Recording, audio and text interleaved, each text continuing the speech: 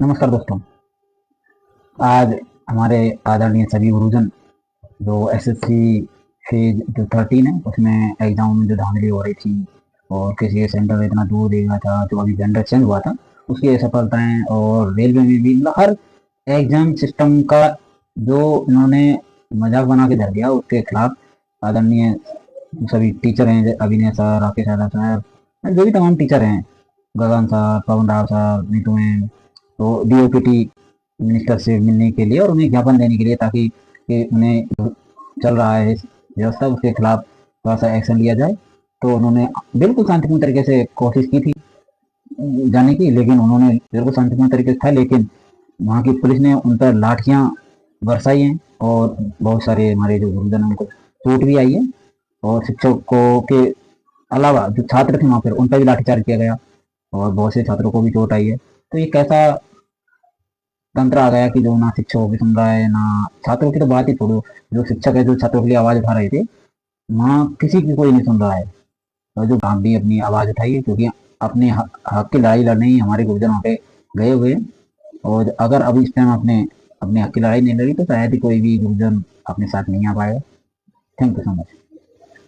आप सबको पता है कि पिछले 5 साल से एग्जाम सिस्टम की स्थितियां कितनी खराब हो गई हैं, और इस फ्रॉड एग्जाम सिस्टम के खिलाफ आवाज उठाने के लिए आज हम देश भर के शिक्षक डीओपीटी के सामने इकट्ठे हुए, और वहां हमारी सिर्फ इतनी सी डिमांड थी कि हम डीओपीटी मिनिस्टर से ये सवाल करें कि आप इस खराब व्यवस्था को ठीक क्यों नहीं कर रहे।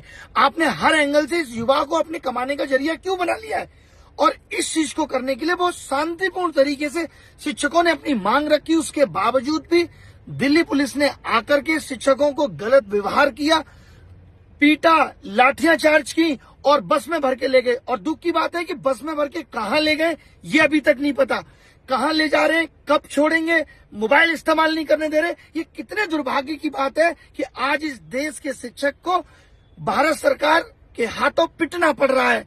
इससे ज्यादा बुरी स्थिति देश की और कुछ नहीं हो सकती। मैं मोदी सरकार से, मोदी जी से ये रिक्वेस्ट करता हूं कि ये करना बंद करिए। आप कब तक आवाज को दबा लेंगे? और विपक्ष से भी ये कहता हूं कि आप भी थोड़ा अपनी औकात से ऊपर उठिए और सरकार के सामने सीना तान के खड़े हुइए और कोशिश करिए कि हम सबकी आवाज बन सकें। हम सब इस वक्त जंतर मंतर पे हैं, जितने भी लोग बचे हुए हैं, क्योंकि हम इस एग्जाम सिस्टम को अब ठीक करके ही लौटेंगे।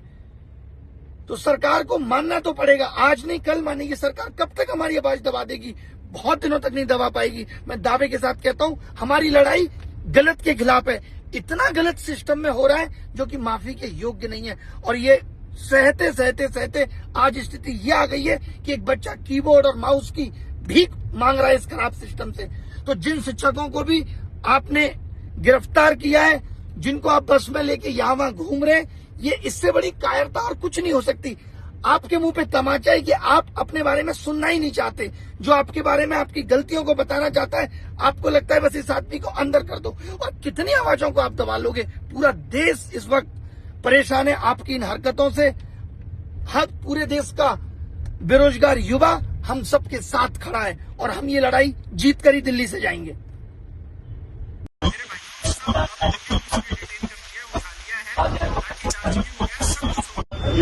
अभी पुलिस ने लाठीचार्ज की है, सर का हाथ टूट गया है। मतलब शिक्षक के साथ ये व्यवहार हो रहा है, मुझे समझ में नहीं आ रहा है कि हम जा कहाँ रहे हैं और चाह क्या रहे हैं।